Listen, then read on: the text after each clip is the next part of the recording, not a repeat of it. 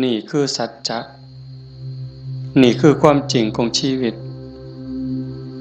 ผู้เป็นพ่อเป็นแม่ได้จัดงานศพให้ลูกได้เฮ็ดบุญแจกข้าวเฮ็ดบุญอุทิศส่งให้ลูกเฮาจะเห็นหลายๆมุมความบ่เที่ยงแท้แน่นอนของสังขารร่างกายบ่ฮู้ว่าสิตายมื้อใดบ่ได้ตายตามคิวพ่อแม่เกิดก่อนแทนที่สิไปก่อนแต่ว่านั้นมันก็บ่เป็นไปคือเฮาคิดเว้าอยู่ประจำว่าชีวิตเป็นของยืมโยมก็ลองทำความเข้าใจตามเด้ชีวิตเฮาทุกคนนี่เป็นของยืมมาจากธรรมชาติความจริงเป็นจังซั่นยืมมาจากดินจากน้ำจากลมจากไฟดินคือส่วนที่เข้มแข็งข้นแข็งเฮากินข้าวกินน้ำกินหมากไหม้ต่างๆขนมนมเนยก็เปลี่ยนสภาพส่วนที่เป็นธาตุดินก็กลายไปเป็นผมขนเล็บฟันหนังเนื้อเอ็นกระดูกตับไตไส้พุงน้ำที่เฮากลืนกินลงไปน้ำสะอาดน้ำสมน้ำหวานอีหยังก็แล้วแต่ผ่านลำคอลงไปปั๊บเขาก็สิเปลี่ยนสภาพไปเป็นน้ำเลือดน้ำเหลืองน้ำน้องน้ำดีน้ำเสลดน้ำลายนี่คือยืมจากธรรมชาติน้ำต่อน้ำลมต่อลมไฟต่อไฟดินต่อดินมื้อนี้เขาก็สืบต่อจักว่าจักรอบลมหายใจเข้าหายใจออกนี่คือเอาดินไปต่อดินไฟที่ยังร่างกายให้อบอุ่นเผาอาหารให้ย่อยเฮ็ดร่างกายให้สุดโทรมเขาก็ทำหน้าที่ของเขาจังสิไฟก็สืบต่อกันไปเรื่อยๆลมก็สืบต่อกันไปเรื่อยๆถ้าส่วนใดส่วนหนึ่งเขาหยุดการทำงานชีวิตก็จบเพียงแค่ติดขัดธาตุดินธาตุน้ำธาตุลมธาตุไฟอันใดอันหนึ่งเพียงแต่เขาติดขัดของเล็กน้อยเฮาก็ป่วยเห็นบ่เฮาก็เกิดเจ็บป่วยขึ้นมาทันทีจังซั่นชีวิตเป็นของบ่ยั่งยืนความตายเป็นของยั่งยืนชีวิตเป็นของบ่เที่ยง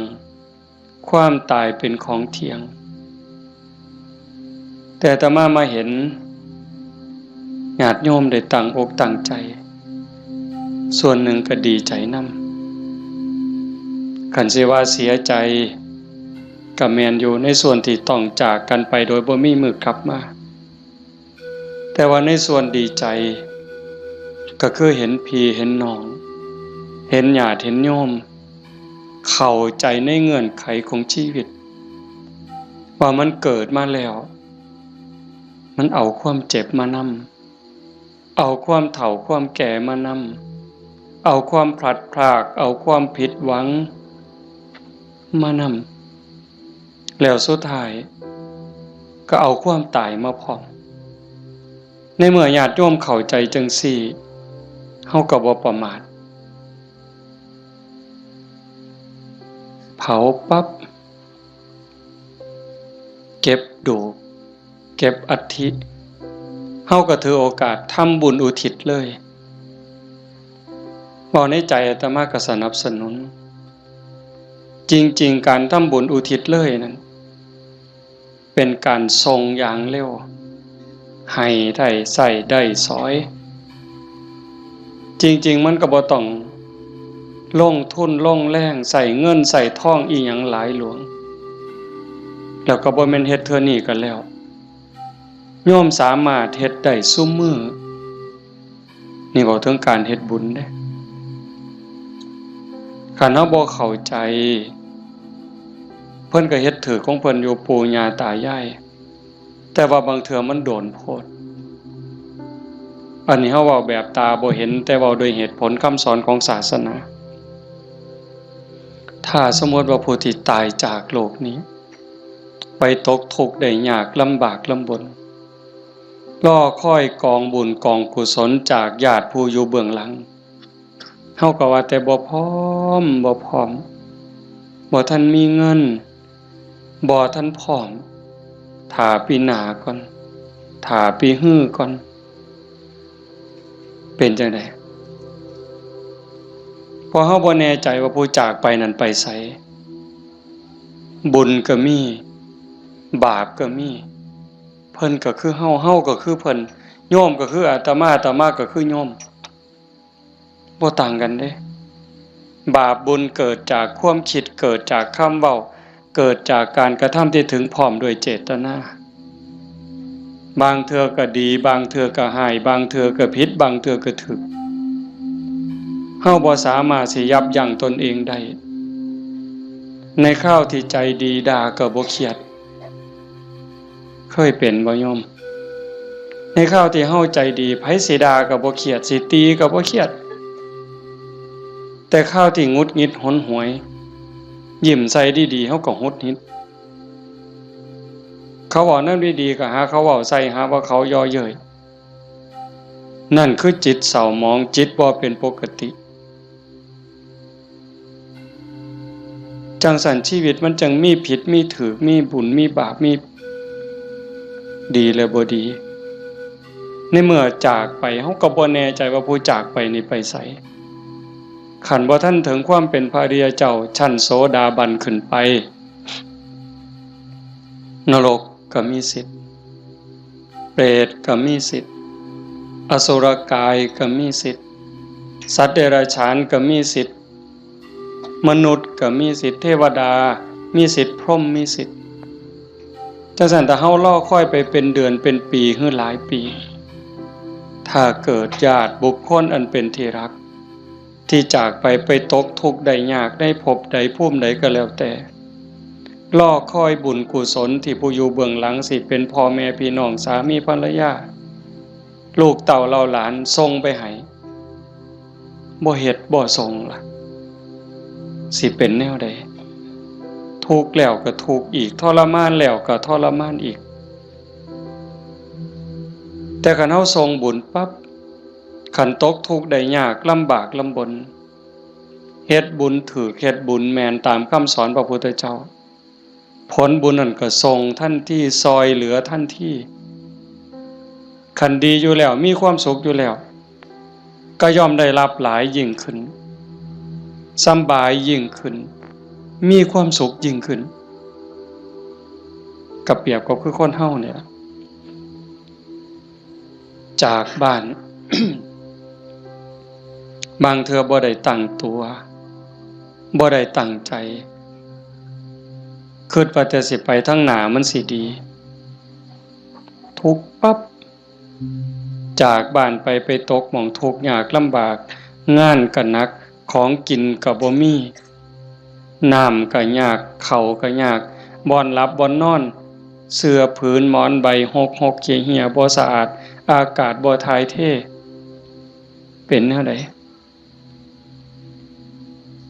ญาติพี่น้องก็บ่มีเงินฝากส่งไปซอยก็บ่มีนั่นก็คือทุกข์ต่อไปแต่คันถ้าบุญเจ้าของก็เฮ็ดไว้พอสมควรสร้างไว้ทำไว้จากโลกนี้ไปปั๊บก็คือไปสู่ที่ดีไปต่างบ้านต่างเฮือนบ่อนอยู่ก็ดีบ่อนนอนก็ดีบ่อนกินก็ดีอาหารการกินบ่อึดบ่อยากอยู่ในสถานที่ที่สะดวกสบายน้ำซ้ำพี่น้องก็ฝากเงินไปให้ส่งเงินไปให้กินบ่ไหวใส่บ่หมดนี่คือเหตุผลบอกญาติโยมทั้งหลายไว้บ่ต้องเสือทันทีแต่เฮาพิจารณา เฮ็ดโลดก็บ่แม่นว่าสิต้องเฮ็ดบุญแจกข้าวแบบยิ่งใหญ่เด้เฮาตักบาตรอันนี้ก็อุทิศคือกันเด้สมมุติว่าคือมื้ออื่นนี่มื้อแลงคือตอนนี้บ่มีหยังนิมนต์ครูบาอาจารย์เพิ่นมาสวดมนต์ปกติฮอดมื้อเช้าก็ทำบุญตักบาตรแล้วก็อุทิศบุญกุศลไปถึงอันนี้ก็ซ้ำแจกข้าวใส่บาตรหน้าบ้านหน้าเฮือนอันนี้ก็ซ้ำแจกข้าวไปจังหันไปเพ่นอันนี้ก็ซ้ำแจกข้าวอาตมาเว้ายืดยาวซื่อๆแต่ว่าคันโยมเฮ็ดโยมตั้งใจยามแลงกินข้าวแลงแล้วก่อนหลับก่อนนอนผู้เป็นลูกเป็นหลานเด้ผู้เป็นสามีเด้ก่อนหลับก่อนนอนไหว้พระอรหังสัมมาสวากขาโตสุปฏิปันโนเนี่ยคันทำวัดใดก็ทำคันทำบ่ใดก็เอาซ้ำนี่จากนั้นก็ตั้งนะโม3จบสวดอิติปิโสใดก็ดีคันสวดบ่ใดก็ซ้ำตั้งนะโม3จบแล้วก็นั่งสมาธิตั้งใจนั่งสมาธิคือเฮาเฮ็ดอยู่ตอนนี้สงบจิตสงบใจยืดกายตรงดำรงสติให้มันเฉพาะหน้าหายใจเข้าหูหายใจออกหูสิใส่พุทโธก็ได้ยุบหนอพองหนอก็ได้คือบ่ต้องใส่หยังบ่ต้องว่าอันใดบ่ต้องคิดอันใดมีสติหูเพียงแค่ลมเข้าลมออกลมหายใจเข้ามันกระทบที่ปลายจมูกผู้บางคนกระทบที่ริมฝีปากผู้บางคนลมชัดเจนที่ซ่านดังลมเข้ามันสิเย็นจักหน่อยลมออกมันสิอุ่นจักหน่อยเฮาก็หูอยู่ซ้ำนั้นหลับตาเบาๆเฮ็ดใจสบายหายใจเข้าหูหายใจออกหูได้5 นาที10 นาทีคันยิ่งหลายเท่าใดแห่งจะดีได้จัก30 นาทีโยมลองเบิ่งเด้มันเป็นบุญยอดบุญที่เว้าเนี่ยคันเฮาสิเฮ็ดบุญแจกข้าวตามธรรมเนียมตามประเพณีเหตุข้องที่บ้านเมืองเพิ่นพาเฮ็ดเลี้ยงเหล้าเลี้ยงยาขาหมูขางัวจ้างหนังจ้างหมอลำหมดเป็น400,000 500,000เว้าซื่อๆหมดเงินเป็น400,000 500,000แบบว่ามาเลี้ยงหนังจ้างหนังจ้างหมอลำเลี้ยงเหล้าเลี้ยงยาหมดเป็น400,000 500,000บ่ได้บุญหลายซ้ำนั่งสมาธิ5 นาทีสำดอกไม่ออกด้วยเหตุผลของธรรมความเป็นจริงที่องค์สมเด็จพระบรมศาสดาสัมมาสัมพุทธเจ้าสอนไว้หมดเงิน400,000 500,000หรือหมดเป็นล้านบ่ได้บุญหลายซ้ำนั่งสมาธิ5 นาทีเด้1บุญเกิดกับเฮาโยมเฮ็ดบุญเฮ็ดหยังก็ตามเสียบุญอุทิศให้โยมไม่ออกท้องใบมื้อนี้คือกันบุญนั่นต้องเกิดกับโยมก่อนเกิดขึ้นกับจิตกับใจกลายเป็นสมบัติของโยมทุกคนซะก่อนแล้วก็จังอุทิศไปถึงบุญบ่มีโตแต่มันก็มีอานุภาพบาปบ่มีโตแต่ก็มีคุณภาพมีอานุภาพบุญส่งเสริมให้เกิดความสุขเกิดความสะดวกสบายเกิดความเจริญรุ่งเรืองในชาตินี้ในชาติหน้าได้สมหวังดังใจอันนั้นย้อนบุญบาปตามเผาผลาญเผาล้นให้เกิดความทุกข์ความเดือดร้อนความทุกข์ความเดือดร้อนในบ้านในเฮือนในชีวิตในครอบครัวเฮ็ดให้เกิดความผิดหวังนั่นให้โยมเข้าใจว่าผลของบาปทั้งหมดแต่สิ่งเฮ็ดให้เกิดความสุขเกิดความสบายอกสบายใจลูกดีผัวดีเมียดีขาทาสบริวารคนรอบข้างเป็นคนดีมีศีลมีธรรมไว้เนื้อเสื่อใจสุขภาพแข็งแรงอายุมั่นคนยืนบุญทั้งหมดเฮาสิเฮ็ดบุญอุทิศให้ญาติให้ผู้ใดก็แล้วแต่บุญต้องเกิดกับจิตกับใจเฮาก่อนคือกันกับเฮาสิเอาขนม เอาเงินเอาทองเสื้อผ้าหนาแพร่เครื่องใส่ไม้สอยหยิบยื่นให้คนที่เฮาอยากให้สิเป็นไผก็ตามที่เฮาอยากให้เพิ่นเฮาก็ต้องมีของสิ่งนั้นในมือเป็นกรรมสิทธิ์เด็ดขาดของเฮาจะเอาขนมให้เอาเงินให้เอาหมักไม้ให้พ่อแม่พี่น้องลูกเต้าเหล่าหลานเฮาต้องมีขนมมีเงินมีทองมีหมักไม้เป็นสมบัติส่วนตัวเป็นกรรมสิทธิ์ของเฮาโดยเด็ดขาดจังสิสามารถหยิบยื่นให้ลูกให้หลานให้พ่อแม่พี่น้องบุคคลที่รักจังสิได้บุญคือกันต่างกันกับแก้วแหวนเงินทองบักไม้บักไหลจักหน่อยคือแก้วแหวนเงินทองบักไม้บักไหลนั่นเฮาให้แล้วมันหมดให้แล้วมันหมดแต่ว่าบุญนี่แห่งให้แห่งได้แห่งให้แห่งหลายแล้วก็บ่จำเป็นจะต้องยุ่งยากอีหยังหลายเป็นหยังจังเว้าหลายแต่บุญเนี่ยเพราะว่าบุญมันเป็นที่เพิงพระพุทธองค์เพิ่นบอกว่าปุญญานิปะละโลกัสสมิงปฏิทาหนติปานินังเพราะเหตุว่าบุญนั้นเป็นที่พึ่งของสัตว์ทั้งหลายในโลกนี้ในโลกหน้าพร้อมทั้งโลกต่อไปชี้แจงอีกนิดนึงบุญเป็นสื่อของความสุขความดีความงามความโล่งโปร่งเบาความสบายอกสบายใจก็เกิดจากการคิดพูดทำในสิ่งที่ถูกต้องโยม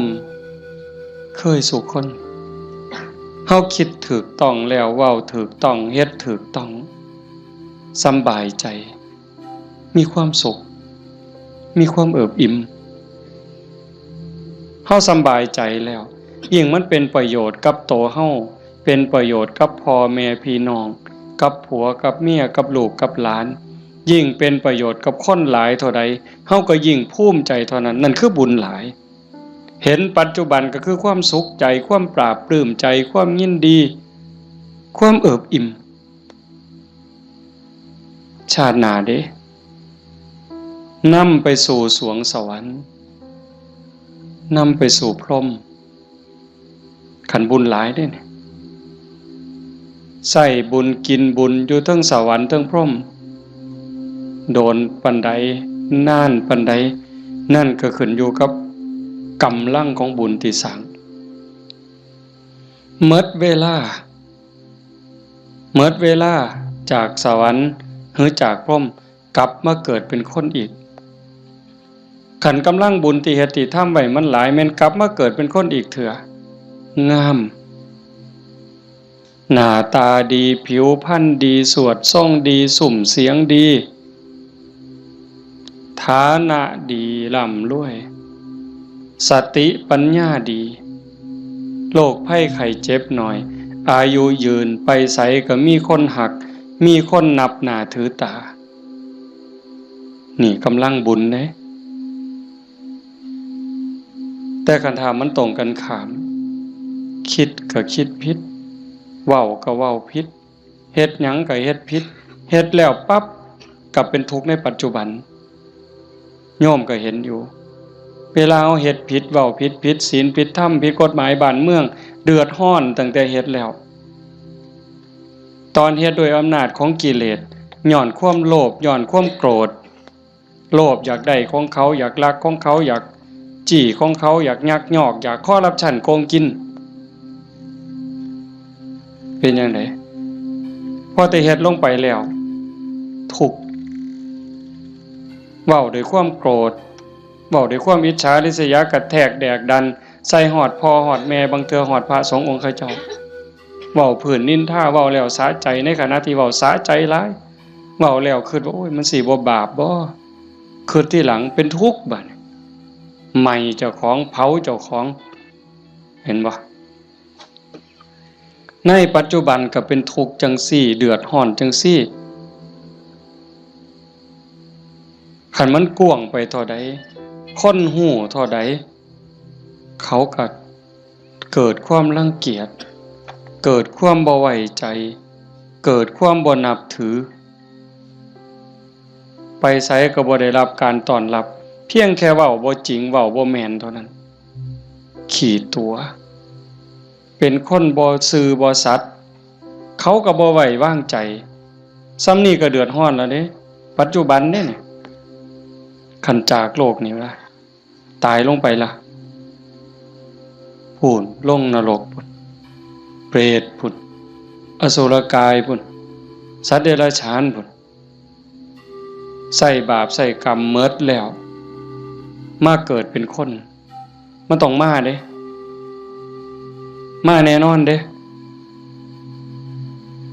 มาเกิดเป็นคนเศษบาปตามมาขี้ร้ายหนักที่สุดพิการแต่เกิดแขนหลีบขาหลีบหูหนวกตาบอดแล้วแต่สิเป็นตั้งเตือก็สมบูรณ์อยู่แข้งขามือตีนสมบูรณ์คือเพิ่นแต่ว่าขี้ร้ายรูปร่างบ่งามบ่มีผู้ใดเฮ็ดให้เด้นี่พระเจ้าบ่เกี่ยวพระพรหมบ่เกี่ยวเทวบุตรเทวดาทั้งใดบ่เกี่ยวกรรมล้วนๆเพิ่นจังว่าสัตว์โลกเป็นไปตามกรรมกัมมุนาวัตติโลโกนี่ขี้ร้ายพร้อมโง่พร้อมปึกพร้อม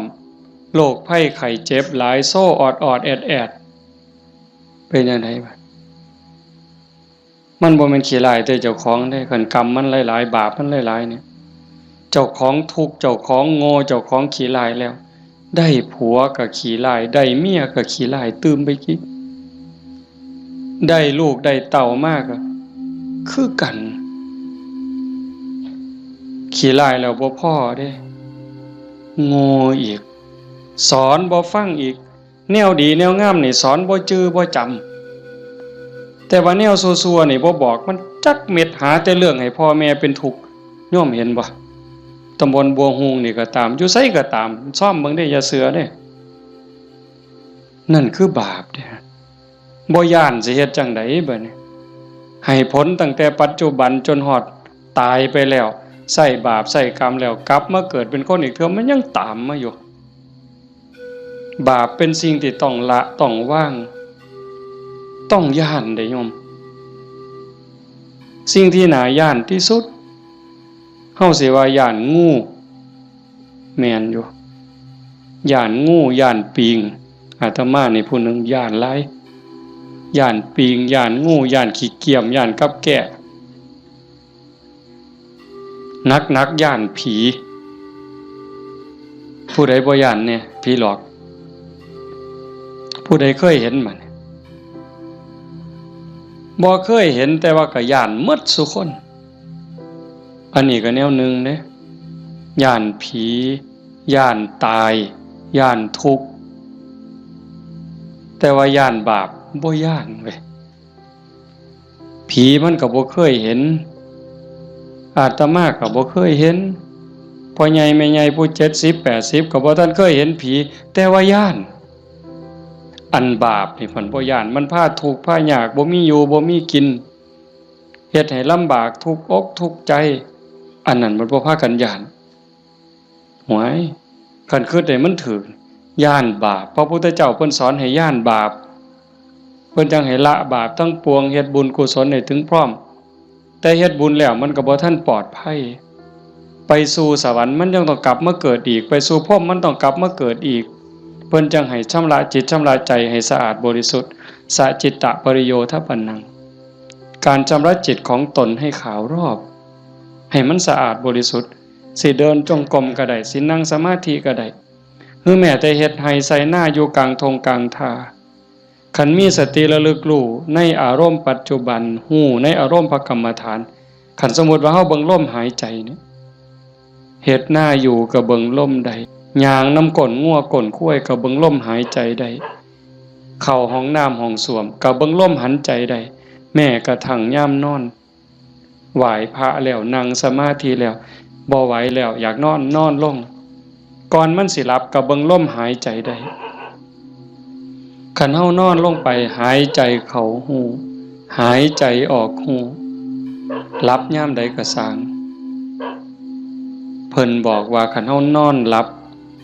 ไปกับลมหายใจเนี่ยเทวดารักษามีผลหลายได้โยมเทวดารักษาคันเฮาเจ็บไข้ได้ป่วยโรคอย่างน้อยๆโรคบ่แห้งว่านั้นเถาะเศร้าโรคทางกายก็เบาบางโรคทางจิตทางใจก็เบาบางหนำซ้ำก็ยังเป็นบุญอีกเทวดาคุ้มครองรักษาบ่ไหลตายเด้เพราะว่าตัวสมาธิเนี่ยคอยเฮ็ดคอยสร้างคอยทำจังสัญโยมเฮ็ดบุญแจกเขาแต่มาจังหวะสนับสนุนเฮามีโอกาสมื้อต่อไปปีต่อไปเฮาจะเฮ็ดจัดเป็นการเป็นงานก็จังว่ากันอีกเทื่อนึงเฮ็ดดูบ่ผิดเฮ็ดบุญนี่บ่ผิดพระพุทธเจ้าเพิ่นบอกว่าเฮ็ดดูๆเฮ็ดบ่อย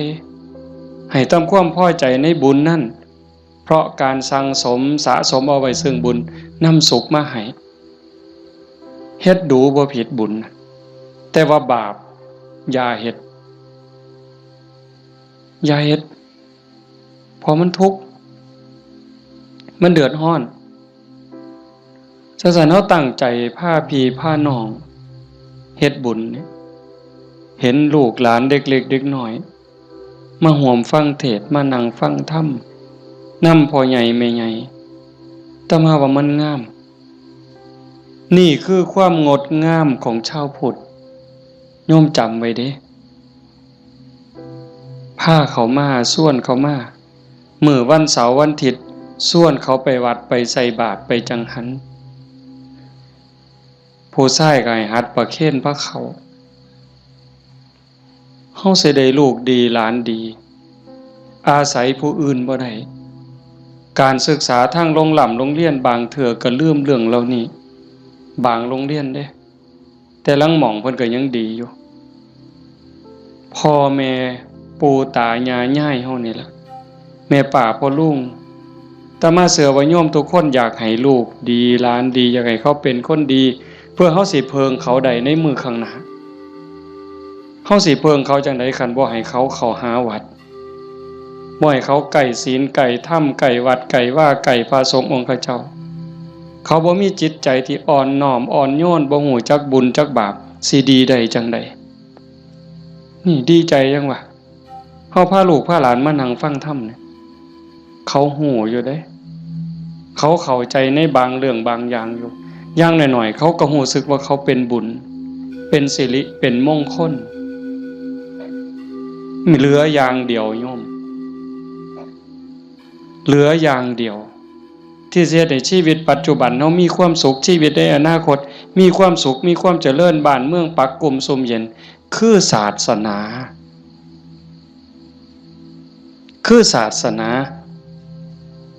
เรื่องกฎหมายนี่โยมเลิก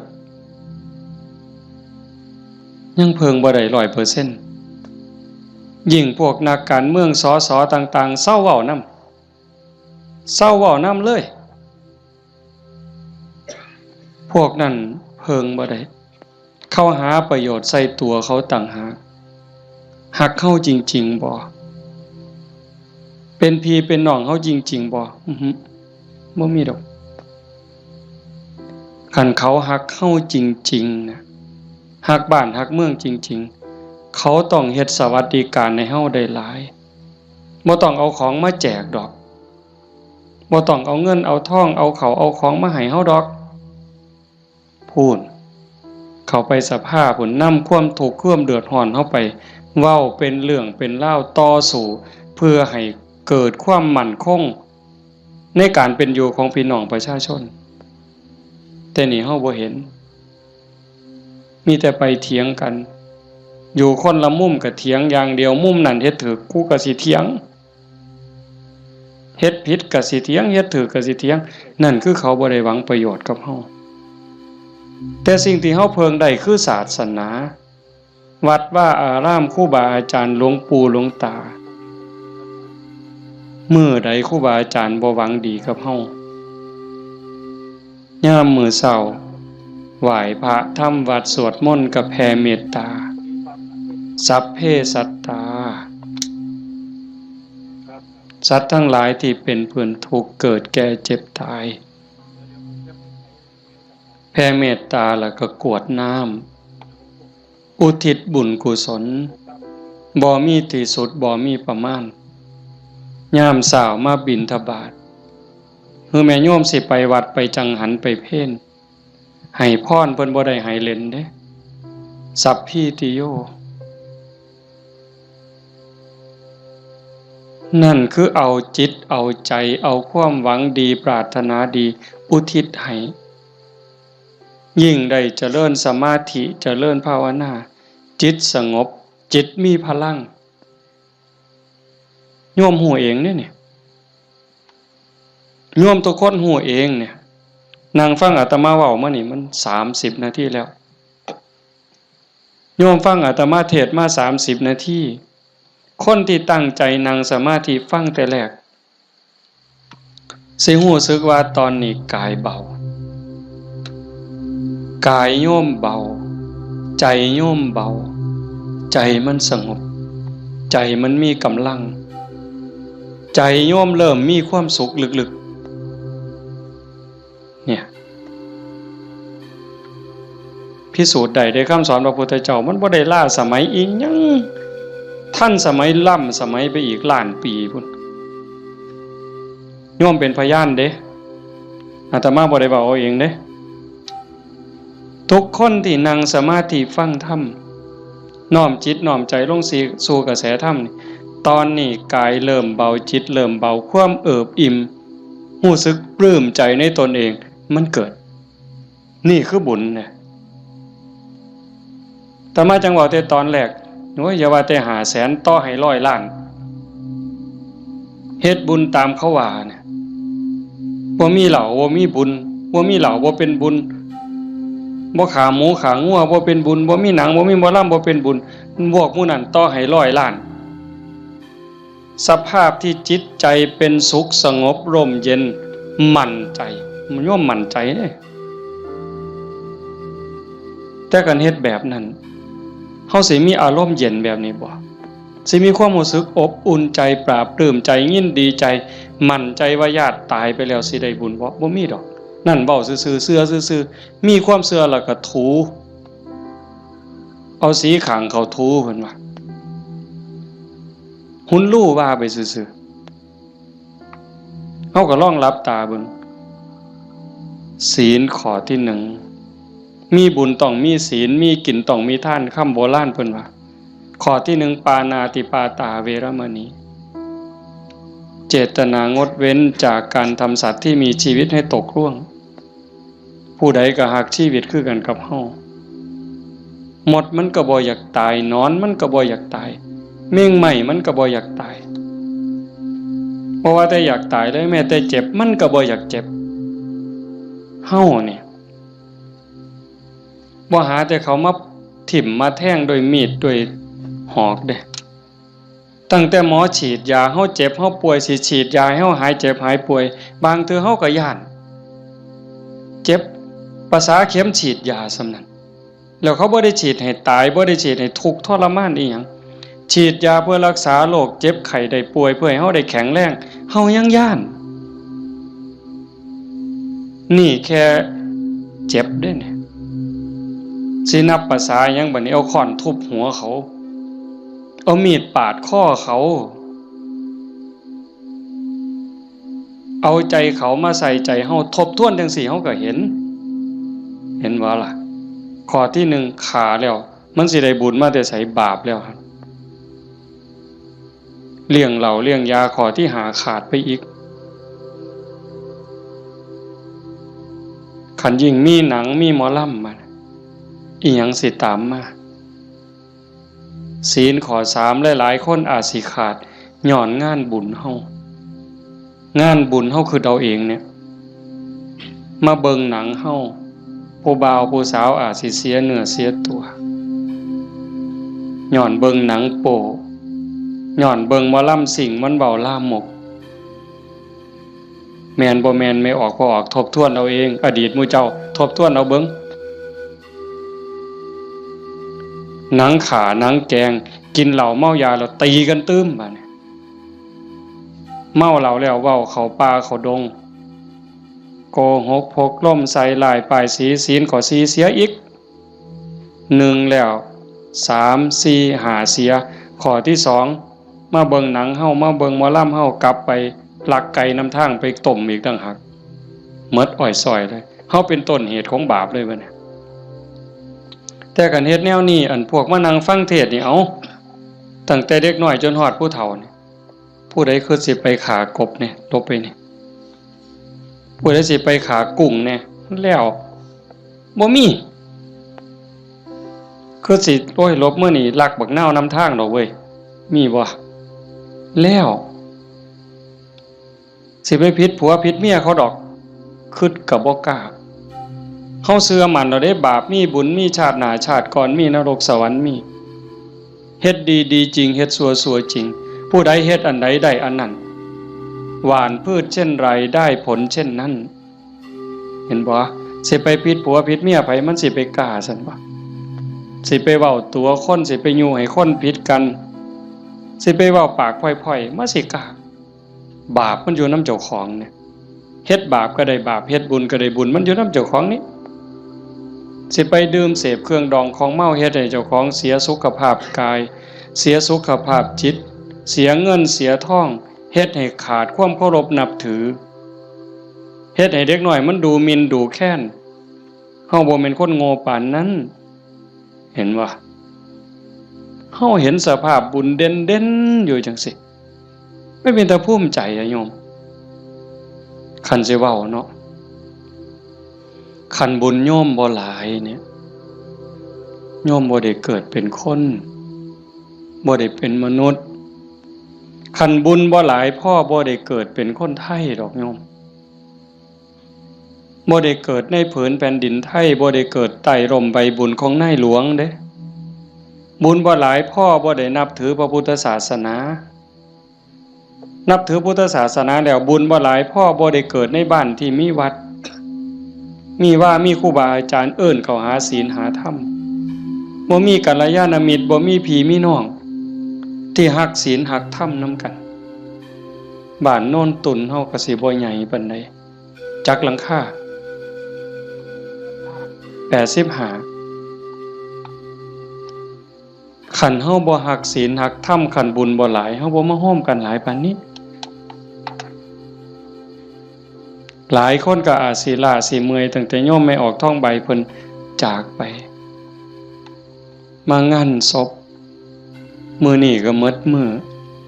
วานก็หมดมื้อเอาไปเผาเฮ็ดเวียกเฮ็ดงานแน่ยามกลางคืนมาก็มาฟังครูบาอาจารย์เพิ่นสวดมนต์มานั่งเป็นหมู่เป็นพวกกันยามกลางเว้นก็ไปเฮ็ดเวียกเฮ็ดงานมื้อนี้มาโฮมกันได้ปานนี้ห่อขนมข้าวต้มถามว่ามันล้าบ่เมื่อยบ่เมื่อยเด้แต่เฮาก็กัดแขวกัดฟันมานั่งฟังเทศน์มาร่วมเอาบุญนำกันให้ทุกคนเข้าใจว่าทุกคนคือเจ้าภาพบ่แม่นแต่พ่อแม่กับสามีกับลูกหลานเด้ทุกคนคือเจ้าภาพอาตมาก็คือเจ้าภาพผู้หนึ่งเจ้าภาพอันใดเฮามาร่วมบุญสร้างบุญร่วมกันพระพุทธเจ้าเพิ่นบอกว่าเฮาทุกคนนี่โยมเคยตกนรกมาเมื่อเคยเป็นเปรตเป็นอสุรกายเป็นสัตว์เดรัจฉานเป็นเทวดาเป็นพรหมเป็นมนุษย์เกิดมานับชาติบ่ถ้วนเปรตลิงเล่ไล่แมงใหม่ที่มันตอมหลอดไฟกบเขียดตั้งแต่นรกอเวจีไปไล่ตั้งแต่นรกจนไปถึงภวคพรหมบ่มีสัตว์โตใดบ่มีจิตวิญญาณดวงใดที่บ่เคยเกิดเป็นพ่อเป็นแม่เป็นพี่เป็นน้องเป็นผัวเป็นเมียเป็นญาติร่วมสายโลหิตเฮาเคยมาหมดแต่ว่าเฮาบุญหลายชาตินี้เนื่องจากว่าชาติก่อนๆพบก่อนๆเฮาเคยมีศีล5มีกุศลกรรมบท10ที่สร้างไว้ทำไว้พอสมควรจังส่งผลให้เฮาได้เกิดมาเป็นคนมาเป็นมนุษย์ผู้มีศีลละเอียดให้ทานไว้ดีรักษาศีลไว้ดีเจริญสมาธิไว้ดี รูปร่างหน้าตาผิวพรรณฐานะสติปัญญาจังดีจังงามกลัวกันเป็นขันเป็นตอนนั่นคือพลังบุญของเจ้าของจังสันโยมไม่ออกท่องใบสาสังที่เพิ่นจากไปตะมาว่ากลับบ้านเก่าบ่ได้ตายดอกเมื่อบ้านเก่าอีหยังเมื่อบ้านเก่าดินเมื่อบ้านเก่าลมเมื่อบ้านเก่าไฟเมื่อบ้านเก่าน้ำเมื่อบ้านเก่าเพราะว่าเฮายืมเขามายืมจากธรรมชาติยืมจากดินน้ำลมไฟมาปั่นเป็นเนื้อเป็นตัวเมื่อเวลาเขาก็มาเอาคืนโยมเคยยืมเสียมไทบ้านบ่เคยยืมเสียมเคยยืมมีดเคยยืมบักจกเคยยืมขอดหน่อยเคยยืมขาดบ่ยืมเพิ่นมาเนี่ยสิสัญญาก็ตามบ่สัญญาก็ตามลางเทื่อเฮาสัญญาว่ายืมไปจักมื้อเนี่ยแต่เฮาเอามาเพิ่นก็ว่าเอาไปซะเอาไปใส่จักมื้อก็เอาไปตอนนั้นเพิ่นบ่ทันจำเป็นถ้าเกิดเฮาเอามาฮอดเฮือนปั๊บเพิ่นเกิดมีเรื่องจำเป็นขึ้นมาด่วนๆเพิ่นมาเอาคืนโอ้ข่อยเอามาเฮ็ดซะก่อนเด้อข่อยจำเป็นแล้วเฮาก็ว่าโอ้ยข่อยยืมของเจ้ามาตัวเฮาสิไปว่าจังได๋ต่อรองจังได๋บ่ได้เด้มันของเพิ่นคือยืมเงินยืมทองเขานี่แหละยืมมาใช้หนี้บ่ยืมมาซื้ออยู่ซื้อกินหยังก็แล้วแต่ฮอดวันเวลาบางเทื่อบ่ทันฮอดยิ่งบ้านนอกเฮายืมแบบพี่แบบน้องบ่ได้สัญญาอีหยังกันพ่อหน้ายามใดเพิ่นก็ทวงลางเทื่อเพิ่นบ่ทวงเฮาก็เกรงใจอันนี้ก็ยังพอเว้ากันได้แต่กับพญามัจจุราชต่อรองแนวใดพญามัจจุราชบ่เห็นแก่เงินค่ำแม่นสิมีเงินกือไทยเอาบ่มีได้บ่สนไต่โตบ่สนผู้ใดมีอำนาจนายพลนายพันเจ้าใหญ่นายโตพระสงฆ์องค์เขาเจ้าคุณสมเด็จบ่งึดบ่สนใจซ้ำบ่เกรงใจอีกซ้ำขันบาปหลายก็โยนนรกโลดขันบุญหลายก็ไปตามทางจังสั่นเฮามีบุญได้เกิดมาพ้อพระพุทธศาสนามีกัลยาณมิตรมีพี่มีน้องที่หวังดีต่อกันเฮาก็ตั้งใจเฮ็ดบุญให้เจ้าของเฮ็ดบุญในมื้อนี้เทิงทานเทิงศีลเทิงภาวนาฟังเทศน์ฟังธรรมอ่อนน้อมถ่อมตนขนขวายในกิตติชอบเนี่ยก็ขอให้เฮาตั้งใจว่าเฮาเฮ็ดให้เจ้าของเบื้องต้นโยมทุกคนก็เฮ็ดให้เจ้าของเนี่ยไหว้พระโอ้คันเว้าถึงบุญนะโยมตั้งแต่ไหว้พระเนาะคันเฮ็ดด้วยความเข้าใจเด้คันเฮ็ดด้วยความเข้าใจเพียงแค่เฮาไหว้พระอรหังสัมมาสัมพุทโธภควาเข้าใจในความหมายว่าพระพุทธเจ้าเป็นพระอรหันต์ดับเพลิงทุกข์เพลิงกิเลสตรัสรู้ชอบได้ด้วยพระองค์เองเข้าใจว่าพระพุทธเจ้าคือไผเนี่ยแล้วก็กราบลงไปบุญมหาศาลหลายกว่าสร้างโบสถ์เป็นหลังบุญไม่ออกห่วยเว้าไปปื้ออีกเด้คันสร้างโบสถ์บ่เข้าใจเฮ็ดโบสถ์แข่งกันถือกระสอบไปหาเหลี่ยไล่ได้เงินมากก็ขายน้ำทางในกินเหล่าเนี่ยเพราะเป็นประโยชน์สู่เฮาเฮ็ดจังซี่บ่ได้สัมอรหังสัมมาสวากขาโตภควตาธัมโมพระธรรมเป็นสิ่งที่พระผู้มีพระภาคเจ้าตรัสไว้ดีแล้วถูกต้องแล้วงดงามแล้วเป็นไปเพื่อดับทุกข์ในคำสอนพระพุทธเจ้าเข้าใจจังซี่แล้วกราบลงไปงามๆโอ้ยสำนี้ก็พ่อโยมสุปฏิปันโนภควโตสาวกสังโฆพระสงฆ์สาวกของพระผู้มีพระภาคเจ้าปฏิบัติดีแล้วพระสงฆ์คือไผด้วยความเข้าใจของชาวบ้านคือนี่โกนหัวนุ่งเหลืองห่มเหลืองเนี่ย อันนี้เป็นสมมุติสงฆ์แต่สงฆ์จริงๆโยมก็เป็นสงฆ์คู่แห่งบุรุษ4คู่นับเรียงตัวบุรุษได้8บุรุษพอออกไม่ออกก็คือพระญาติโยมก็เป็นสงฆ์เป็นพระขันโยมปฏิบัติดีมีศีลมีธรรมมีจิตใจเมตตากรุณาโมทิตาอุเบกขาหวังดีกับทุกคนความโลภความโกรธความหลงความอิจฉาริษยาอาฆาตพยาบาทในใจของญาติโยมหน่อยลงเบาบางลงถึง 20% 25%หมดไป 25% ความโลภความโกรธความหลงอิจฉาริษยาเบาบางไปจากใจเฮา 25% โยมเป็นพระโยมเป็นสงฆ์มีลูกมีผัวมีเมียเฮ็ดให้ใส่หน้าทำมาหากินเป็นปกติแต่โยมกลายเป็นพระอีหลีได้บ่เนี่ยเป็นพระอีหลีพระจริงๆที่พระพุทธเจ้ายอมรับนับว่าเป็นลูกเห็นบ่อาตมาบ่ได้เว้าเอาเองจักเม็ดให้โยมนุ่งเหลืองห่มเหลืองโกนหัวนอนอยู่วัดแต่ขันธากิเลสยังมีบ่ลดไปลังเทื่อก็ขี้ร้ายกว่าชาวบ้านอีกบางหม้องบางมื้อบางวันบางเวลาอาตมาก็ผู้หนึ่งบางมื้อก็ขี้ร้ายกว่าโยม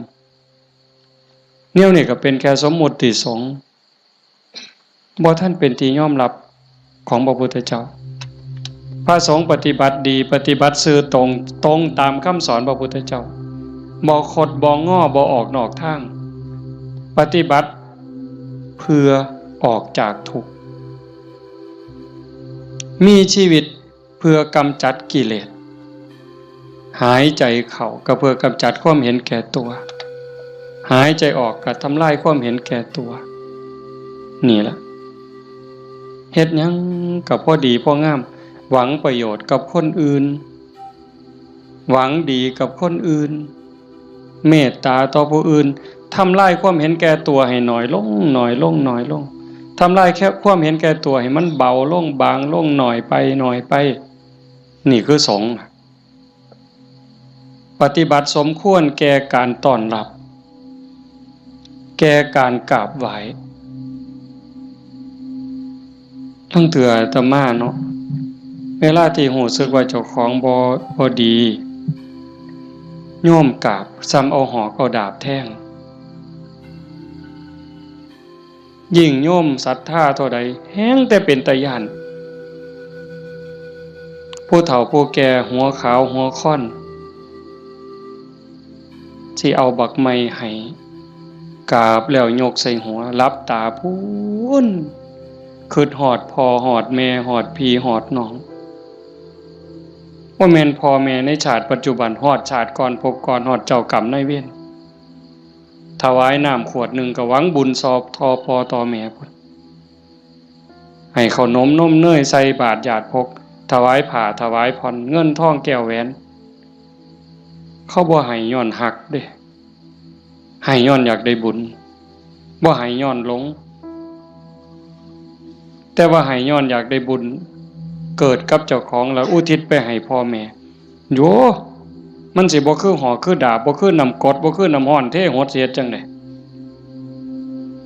จังซั่นนะเพียงแค่โยมเข้าใจว่าพระพุทธเจ้าคือใครพระธรรมคือใครพระสงฆ์คือใครโยมเข้าใจจังสิเพียงแค่อรหังสัมมาสวากขาโตสุปฏิปันโนพ่อโยมพ่อเลยบ่ได้จำเป็นเลยว่าเฮาต้องเฮ็ดใหญ่เฮ็ดโตหมดเงินเป็นแสนเป็นล้านบ่ลองเบิ่งน่ะขันไม่ออกพอออกบ้านโน่นตุ่นเฮาเป็นจังซี่นี่ก็เฮามีศีลมีธรรมในใจเด้อยู่เฮือนก็เฮ็ดจังซี่บ่ต้องรวยดอกโยมบ่ต้องรวยแล้วบ่ได้มีความสุขดอกกันบ่มีศีลบ่มีธรรมนั่นอยู่ซ้ำเฮาอยู่เฮ็ดอยู่เฮ็ดกินพ่อสมมาภาคควรบ่เดือดร้อนตนเองบ่เดือดร้อนผู้อื่นก็พอได้อยู่ได้กินแต่ว่าให้จิตใจมีธรรมะเพิงผ้าอาศัยหยิบยื่นแบ่งปัน ซอยเหลือเกื้อกูลคือโยมเป็นกันอยู่เห็นว่าทุกคนคือพี่คือน้องทุกคนคือเพื่อนร่วมทุกข์เกิดแก่เจ็บตายมีความสุขบ่คันอยู่แบบนี้ก็บ่แม่นสิเงียบแบบนี้เลยได้ก็เว้ากันนำจากันนำแต่ว่าให้จิตใจเฮาเป็นจังซี่เข้าใจกันฮักกันคือพี่คือน้องเป็นแนวใดผู้จากไปก็สำบายใจเอาสมมุติว่าคือโยมไม่ออกท้องใบเพิ่นจากเข้าไปเนี่ยก็บ่ไปไสดอกความเป็นจริงอยู่นำเฮานี่ล่ะจริงๆบ่ได้ไปไสเด้เพียงแค่ธาตุดินน้ำลมไฟกลับคืนสู่ธรรมชาติดวงจิตดวงวิญญาณเดินทางไปตามบุญตามบาปของตนเองญาติพี่น้องผู้อยู่เบื้องหลังก็อุทิศบุญกุศลไปให้แต่ว่าด้วยสภาวะความผูกพันความเป็นลูกเพิ่นเป็นลูกของพ่อใหญ่ท้องมาแม่ใหญ่ที่พ่อแม่ก็สิ้นไปแล้วแม่นบ่เฮาตั้งใจเฮ็ดบุญอุทิศไปนำเนาะแต่มาเข้าใจผิดเอาก็บ่เป็นหยังพ่อใหญ่ท้องมาแม่ใหญ่ที่คือกันที่เฮาว่าจากไปเพิ่นก็บ่ได้ไปไสเลือดเนื้อเพิ่นอยู่นำเฮาแม่นบ่โยมไม่ออกท้องใบคือกันเพิ่นแบ่งเลือดแบ่งเนื้อมาเป็นโตเฮาเพิ่นก็อยู่นี้อยู่ในโตเฮานี้คำสอนคำสั่งคำบอกอันนี้เด้อลูกอันนี้เด้อหลาอันนี้เด้อคำเอิ้นบักหลาเอิ้นอีนางเอิ้นทองคำอีแม่แม่นบ่เพิ่นเอิ้นจังซั่นเด้บักหลาอีนางทองคำอีแม่เพิ่นว่าอันนี้มันถูกเด้ออันนี้มันดีเด้ออันนี้มันบ่แม่นอันนี้มันบ่ถูกอย่าพากันเฮ็ดมันบาปอย่าเว้าจังซั่นมันบาปคันเว้าจังซี่เว้าจังซี่แม่นแล้วบักหลาอีนางสาธุโอ้ยใจแม่นเจ้าเว้าดีใจแม่นเจ้าเว้าถูกนี่คือคำสอนฮักกันเด้อันนี้เอื้อยเด้อันนี้อ้ายเด้คันน้องเถียงอ้ายอย่าไปเถียงเอื้อยอย่าไปเถียงอ้ายคันอ้ายรังแกน้องเอื้อยรังแกน้องอย่าไปเฮ็ดบ่โหนเป็นน้องบ่เห็นบ่เพิ่นตายอยู่บ่เพิ่นไปไสอยู่บ่ดินดอนตอนหญ้าเฮือนซ่านบ้านซองจากเหงื่อจากแห้งอาบเหงื่อตังน้ำสร้างหลักฐานให้ลูกได้อยู่เป็นของเพิ่นบ่จังว่าคันคิดฮอดพ่อคิดฮอดแม่นั่นก็ฮักพี่ฮักน้องอยากให้พ่อแม่ได้กินข้าวกินน้ำนุ่งเสื้อผ้าหน้าแพรดีๆงามๆคันแม่นพ่อแม่บ่อยู่นำเป็นเนื้อเป็นตัวแล้วก็เฮ็ดกับพี่กับน้องนั่นล่ะอยากเว้ากับพ่อแม่ม่วนๆก็เว้ากับพี่กับน้องนี่ล่ะบอกกับป้ากับลุงมันคักแท้เด้โยมคันเฮาคิดให้มันเข้าใจนี่พ่อแม่บ่ไปไสปู่ย่าตายายบ่ไปไสแล้วทุกคนก็คือพี่คือน้องเข้าใจให้มันคักๆเข้าใจดีๆในคำสอนพระพุทธเจ้าประเสริฐที่สุดบ่มีศาสนาใดสิสอนความจริงความถูกต้องงดงามเกินพระพุทธเจ้าบ่มีผู้ใดสิฮักเฮาหวังดีต่อเฮาเกินพระพุทธเจ้าจังบอกคำสอนเอาไว้เพิ่นบ่บอกให้เฮาไปทำพิธีอันนั้นอันนี้ดอกอันนั้นบ่แม่นพิธีสะเดาะเคราะห์ต่อชะตาเสริมดวงพระพุทธเจ้าบ่สอนบ่แม่นเว้าดีต่อกันนี่พระพุทธเจ้าสอนคิดถูกต้องพูดถูกต้องทำถูกต้องจากถูกต้องก็จังไปสู่ดีงามอย่าว่าดีเด้อย่าว่าดีก่อนดียังบ่ทันถูกต้องเด้คันคนเขามักกินเหล้าเฮาซื้อเหล้าสู้กินเขาว่าดีเด้แม่นบ่ล่ะคันพวกผู้ชายมักเล่นมักเที่ยวมีหมู่พาไปเที่ยวซ่องเขาว่าบักนี่ดีเด้พวกมักเล่นไพ่เล่นไฮโลเล่นการพนันส่วนเฮาไปเล่น ต้มไก่สู้กินพร้อมเล่นเอาเงินเอาพร้อมยังว่าดีอยู่เด้หั่นแต่มันบ่ถูกแต่คันมีคำว่าถูกต้องแล้วคิดถูกต้องเว้าถูกต้องกระทำถูกต้องดีงามตามมาบ่เสียหายจังซั่นจากนี้เป็นต้นไปเฮาบ่ว่ามื้อใดเฮาสิจากโลกนี้บ่มีผู้ใดฮู้จักคนว่าเฮามีเวลาอยู่ในโลกนี้อีกจักมื้อจักปีจักเดือนจักวันจักเวลาจักชั่วโมงจักนาทีบ่ฮู้จักคนโซ่ก็ตายบ่โซ่ก็ตายเด็กน้อยก็ตายหนุ่มสาวก็ตายผู้เฒ่าผู้แก่ก็ตายเฮ็ดจังได๋สิไปว่าถามื้อนั้นก่อนถามื้อนี้ก่อนโอ้ยมันต่อรองได้ซะบ่มื้อนี้เฮายังมีสติมีปัญญาบ่เจ็บบ่ไข้โยมเอ้ย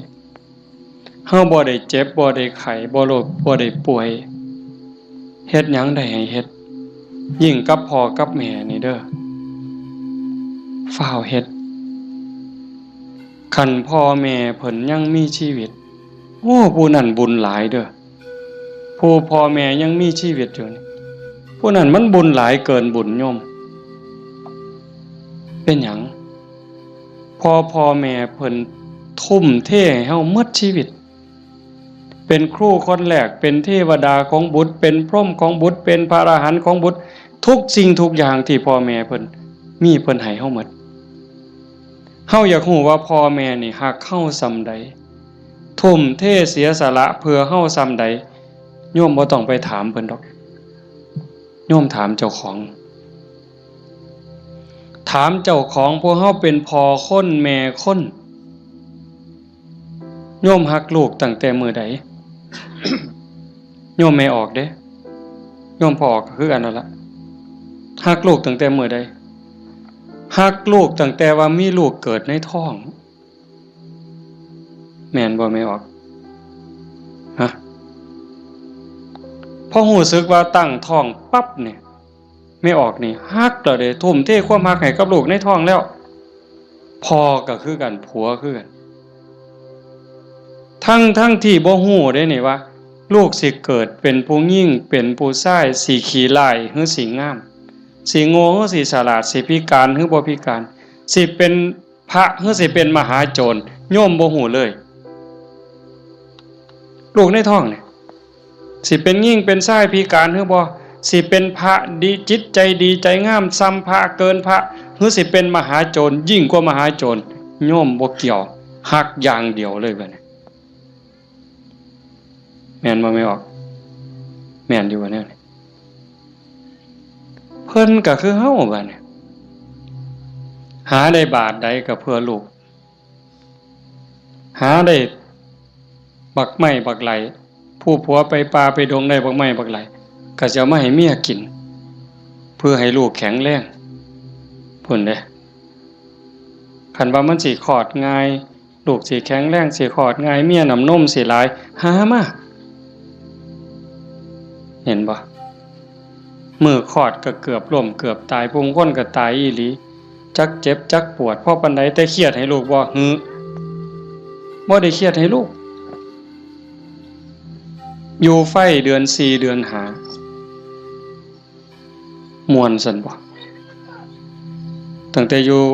ใต้ห่มไม้เอาผ้าวี่มันก็เหงื่อแตกเหงื่อแตนนั่นนางฝิงไฟเด้นางฝิงไฟเดือน4เดือน5ต้มน้ำร้อนสดน้ำร้อนกินน้ำร้อนบัดแนวกินกับข้าวได้กินข้าวกับเกลือเลี้ยงตัวสิใหญ่แต่ละคนดมดากดมก้นเช็ดขี้เช็ดเหงียวป้อนข้าวป้อนน้ำตัวสิใหญ่มาแต่ละคนหมดข้าวจักเหล้าเสื้อผ้าหมดจักชุดหมดเงินจักแสนคือประมาณบ่ได้กลัวลูกสิใหญ่มาแต่ละคนเพิ่นก็คือกับเฮาฮักลูกจังซั่นสิตอบแทนแนวใดพระพุทธเจ้าเพิ่นสอนหน้าที่ลูกไว้ท่านเลี้ยงมาเลี้ยงท่านตอบเลี้ยงกายเพิ่นคือเพิ่นเลี้ยงเฮานะเลี้ยงใจเพิ่นก็คือเพิ่นเลี้ยงเฮา พ่อแม่เลี้ยงใจเฮาคือเพิ่นสอนอันใดถูกอันใดผิดอันใดดีอันใดชั่วอันใดเป็นบุญอันใดเป็นบาปอันใดควรบ่ควรนี่คือเพิ่นเลี้ยงวิญญาณเฮาก็เลี้ยงจิตวิญญาณเพิ่นด้วยการเป็นคนดีฮักกันระหว่างพี่ระหว่างน้องทำโตเป็นคนดีพ่อแม่สิโอ้ยโยมเป็นยาอายุวัฒนะอันนี้ก็บ่ต้องไปถามพ่อถามแม่อีกละถามโยมเนี่ยขันลูกเขาเป็นคนดีหูจะคว่ำหลานเสือถอยฟังคว่ำบอกง่ายสอนง่ายโยมมีความสุขบ่อยากยื่นบ่ขันยิ่งเป็นคนดีจนชาวบ้านเขายกย่องเขาสรรเสริญโอ้ยใจแม่นอ่อนซ่อนเด้อีหล่านี่มันก็หูจะคว่ำแต่บักหำนี่คือดีแท้เป็นตาอ่อนซ่อนเด้ย่ายอยากตายบ่บัดนี้ยื่นบ่เจ้าอยากยื่นแท้แต่ขันลูกมันบอกบ่ได้สอนบ่ฟังหลานก็โอ้บอกจังหนึ่งไปจังหนึ่งเถียงคำบ่ตกฝากแม่นสิ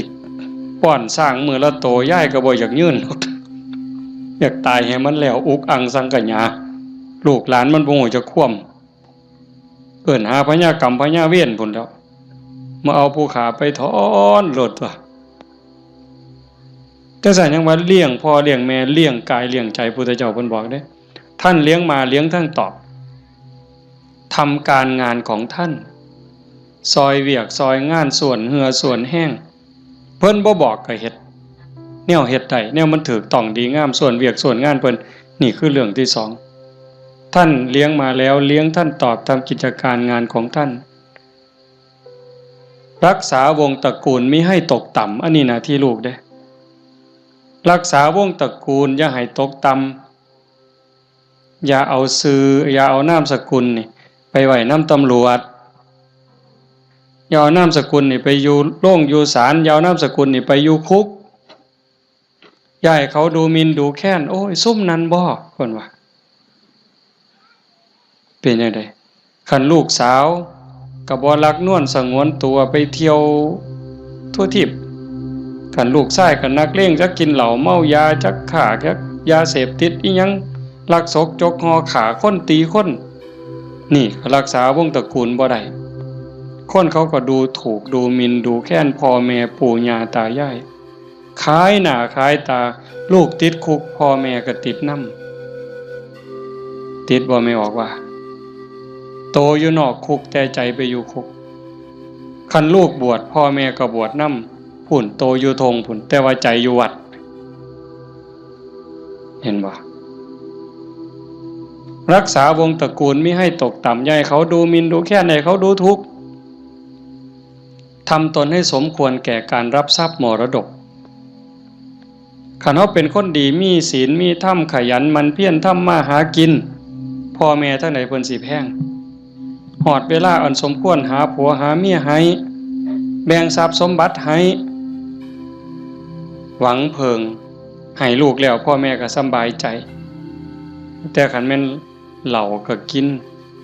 เลขก็เล่นมาซุแนวฮอดหมากัดกันก็ลงก็สิเว้าเลย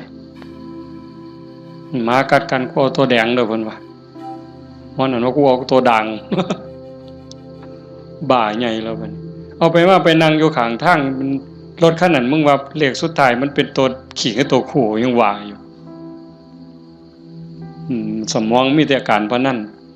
บ่ต้องเว้าถึงบั้งไฟเลยตายแซ่นี่คันลูกเป็นคนขยันมันเพียรบ่ยุ่งเกี่ยวกับการพนันบ่ยุ่งเกี่ยวกับยาเสพติด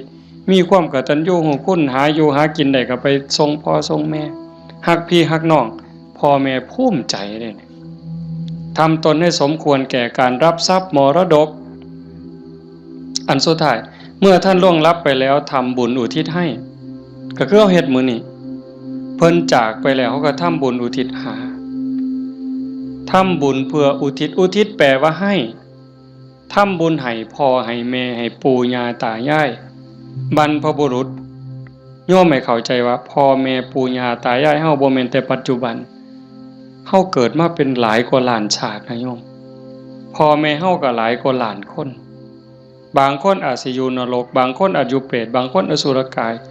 บางคนเกิดเป็นสัตว์เดรัจฉานบางคนเกิดเทวดาบางคนเกิดเป็นพรหมจังสันเฮาก็อุทิศบุญไปให้โอ้ชาโนดโสนีพราหมณ์นี่ไปถามพระพุทธเจ้าขันโยมปวดขากับพริกเด้อแต่มาอยากให้มันได้ประโยชน์ได้หลายมันพอมีแห้งเบากับเบาจริงๆหนังมานำรดอยากนอนเมื่อยกูสิเทศได้บ่น้อมาเห็นญาติโยมเรียบร้อยมันเลยมีแห้งตายก็สร้างมันเถาะ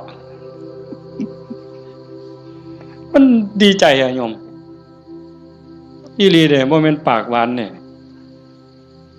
อยากเห็นจังซี่แหมคันเป็นแนวนี้ประเทศไทยมันก็อยู่ได้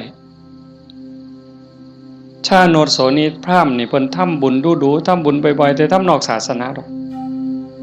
บางเทื่อก็ทำในพุทธศาสนาบางแล้วก็บ่ทันเข้าใจหยังหลายไปกราบทูลถามพระพุทธเจ้าข้าแต่พระองค์ผู้เจริญข้าพระองค์ทำบุญบ่อยๆเฮ็ดบุญบ่อยๆแล้วอุทิศให้กับญาติที่ล่วงลับอยากรู้ว่าญาติของเก่ากับผมนี่สิได้บุญบ่พระพุทธเจ้าเพิ่นบอกว่าดูก่อนพราหมณ์มันแล้วแต่ฐานะแล้วแต่ฐานะนั้นแนวใดเพิ่นก็เลยขอให้พระพุทธเจ้าอธิบายให้ฟังพระพุทธเจ้าว่ามันก็มีหลายองค์ประกอบแห่งเด้1ล่ะญาติของเฮาที่ตายจากไปเขาไปไสคันไปตกนรกก็บ่ได้ทันทีนรก457หลุม457ขุมเนี่ยนรกพ่อแม่เฮาไปตกนรกก็บ่ได้ทันทีมีแต่การทรมานสิได้ก็ย้อนเพิ่นฮู้เรื่องแล้วก็อนุโมทนาสาธุด้วยความยินดีก็จังสิได้2คันไปเกิดเป็นเปรต12ชนิดได้บุญทันทีที่รอคอยอยู่นำเฮานี่ถ้าเอาทันทีนี่ปรตโตปชีวี1 12นี่ได้1แต่อีก11ต้องรอคอยได้รู้เรื่องรู้ราวอนุโมทนาสาธุจังได๋อสุรกายคือกันสัตว์เดรัจฉานเป็นหยังแน่ล่ะนั่นเฮาอยู่นั่นก็พ่อแม่เฮาคือกันผัวเมียเฮาคือกันชาติหนึ่งพบหนึ่งบ่เว้าเล่นได้โยมเขาบ่ได้เลยนะฮู้เรื่องบ่เนี่ยเฮาว่าเอากวดน้ำรับพรหมอหน่อยมันสิตั้งใจรับพรนำเฮาบ่บ่ฮู้เรื่องเด้กินนู่นฮู้บ่แมงไม้ฮู้บ่ปูปลาฮู้บ่แล้วบ่ฮู้ได้บ่ได้เด้เนี่ยเขากินหยังเขาก็กินอาหารของเขาเทวดาล่ะคันเขาฮู้ทราบอนุโมทนาเขาก็ค่อนข้างจะฮู้ได้พรหมก็คือกันสุดท้ายก็สอบไปพุทธเจ้าเพิ่นบอกว่านอกจากญาติที่ล่วงลับจากไปแล้วอยู่ในภพภูมิที่สมควรได้ทันทีเขาได้แล้วอีกอย่างหนึ่งของที่ทำบุญเป็นบุญบ่ฆ่าเขามาบ่ลักมาบ่คดโกงมาบ่ในขณะที่ให้ก่อนให้หลังให้เจ้ามีความยินดีเจ้ามีศรัทธามีความภูมิใจจริงบ่พุ่นเด้แล้วผู้รับทานเจ้าเป็นไผมีศีลบ่มีธรรมบ่เพิ่นก็จังไล่มาตั้งแต่สัตว์เดรัจฉานตามเทศดูๆโยมฟังในวิทยุก็สิได้ยินมันได้บุญอยู่ดอกซ้ำแม่ครัวนี่ส้มแม่ครัวนี่ล้างถ้วยล้างซ้ำก่อนสิเทน้ำล้างถ้วยล้างซ้ำล้างหม้อลงในดินลงขี้สิกไม่ออกตั้งใจว่าสาธุเด้อน้ำล้างถ้วยล้างซ้ำเนี่ยมันมีรสชาติอาหารปนไปกับน้ำซึมลงไปในดินให้พวกสัตว์อยู่ในดินพวกไส้เดือนต่างๆให้มันกินได้อยู่ได้กินแล้วให้มันมีความสุขกายสุขใจซ้ำนี่ก็ได้บุญนับประมาณบ่ได้ได้บุญหลายก็ไล่ขึ้นมาจากสัตว์เดรัจฉาน100เทื่อพันเทื่อบ่ได้บุญหลายเท่ากับให้คนผู้บ่มีศีลขี่เหล้าเมายาขี่ลักขี่ป่นตีหัวหมาด่าแม่คนได้หลายกว่าให้กับสัตว์เดรัจฉานจังซั่น100เทื่อพันเทื่อให้คนขี่เมาบ่มีศีลบ่มีธรรม100เทื่อพันเทื่อบ่ได้บุญหลายเท่ากับให้ผู้มีศีล5เทื่อเดียวเห็นบ่บัดนี้เป็นหมากเป็นผลแล้วเด้ให้กับคนมีศีล500เทื่อพันเทื่อบ่ได้บุญหลายเท่ากับให้คนมีศีล8 แม่ขาวพ่อขาวแม่ชีเทื่อเดียวให้ผู้มีศีล800เทื่อพันเทื่อบ่ได้บุญหลายเท่ากับให้เน้นผู้มีศีล10เทื่อเดียวให้เน้นมีศีล10 100เทื่อพันเทื่อบ่ได้บุญหลายเท่ากับให้พระผู้มีศีล227เทื่อเดียวให้พระผู้มีศีล227 100เทื่อพันเทื่อบ่ได้บุญหลายเท่ากับให้นักบวชนอกศาสนาที่เขาข่มกิเลสได้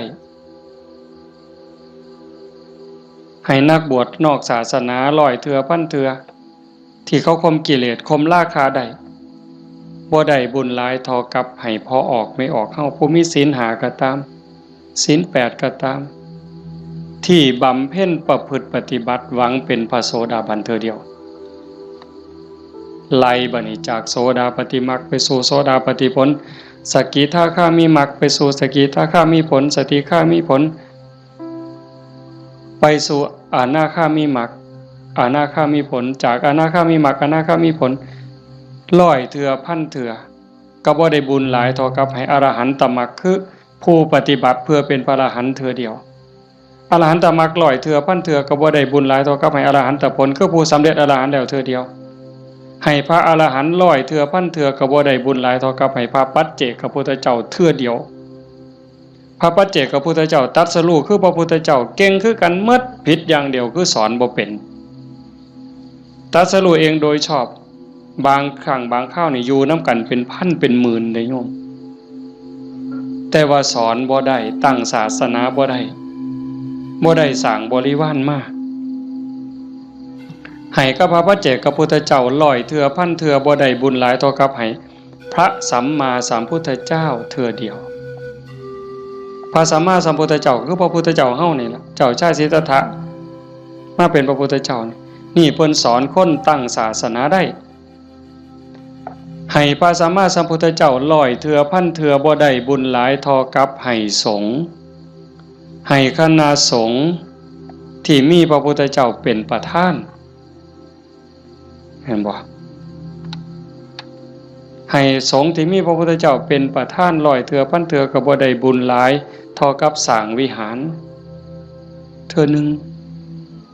สร้างวิหาร100หลังพันหลังถวายพระพุทธเจ้าก็บ่ได้บุญหลายเท่ากับให้ธรรมะสอนธรรมะเห็นบ่นี่อาตมาได้บุญหลายอยู่เดี๋ยวนี้ที่อาตมาบ่ตายนี่มันก็ย้อนบุญตัวนี้เด้ให้ธรรมะเป็นฐานชนะการให้ทั้งปวงอาตมากำลังเว้าธรรมะบอกธรรมะให้ธรรมะแล้วเจ้าภาพเป็นผู้นิมนต์มาเจ้าภาพติดต่อบ่ได้บอกโยมไม่ออกต้องสุขนิมนต์อาจารย์เนี่ยโยมไม่ออกต้องสุขก็ได้บุญตรงนี้นำมาเนี่ยเห็นบ่คันบ่เจ้าภาพบ่เสนอบ่อยากมีแนวนี้พี่น้องก็บ่ได้ฟังธรรมในขณะที่ฟังธรรมอยู่นี่พระเพิ่นบันทึกเสียงพร้อมเก็บไปเปิดวิทยุคือดีบ่ดีเพิ่นกำลังถ่ายทอดสดอยู่เดี๋ยวนี้จังหวัดอุบลอำเภอสำโรงอำเภอวารินอำเภอเขืองในฟังนำเฮายโสธรมหาชนะชัยค่ำเขื่อนแก้วขอว่างฟังนำเฮาสุรินทร์โน่นหน้าไร่สำโรงทาบสังขะฟังนำเฮาเห็นบ่จากเจ้าภาพนิมนต์อาตมามาเว้าเนี่ยเพิ่นได้ยินนำเฮาหมดเฮาฟังกันอยู่นี่ประมาณ100แต่ฟังอยู่ทั้งบ้านเป็นพันบาดนี่บุญสิเอาซ้ำใดเจ้าถามเบิ่งสิเอาซ้ำใดเฮ็ดถูกเฮ็ดแม่นเนี่ยมันเป็นได้บุญนี่มันจะเอาไปใส่ได้นี่บ่ต้องลงทุนหลายซ้ำเห็นบ่ทำบุญอุทิศให้โยมเฮ็ดอุทิศส่งไปหอดไปถึงชาติโนโสนิพพานเพิ่นถามจังซี่ล่ะพระพุทธเจ้าก็อธิบายผู้รับท่านวัตถุท่านใจผู้ให้แล้วผู้จากไปอยู่ไสถามไปถามมาเพิ่นก็สอจอกหลอกแจกแหลกเพิ่นจะเข้าใจเนาะพระพุทธเจ้าว่าได้เฉพาะญาติได้ทันทีคือญาติที่เป็นปรัตถตูปชีวีชานุโสนิพพานมันก็เลยถามสอเข้าไปว่าข้าแต่พระองค์ผู้เจริญถ้าเกิดว่าญาติของข้าพระองค์ไม่ได้ไปเกิดเป็นปรัตถตูปชีวีบุญนี้จะไปไหน พระพุทธเจ้าเพิ่นก็เลยว่าแบบอาตมาว่ามานี่ตั้งแต่สัตว์นรกไปเขาก็รอคอยบุญถ้าเขารับรู้รับทราบอนุโมทนานำเขาก็ได้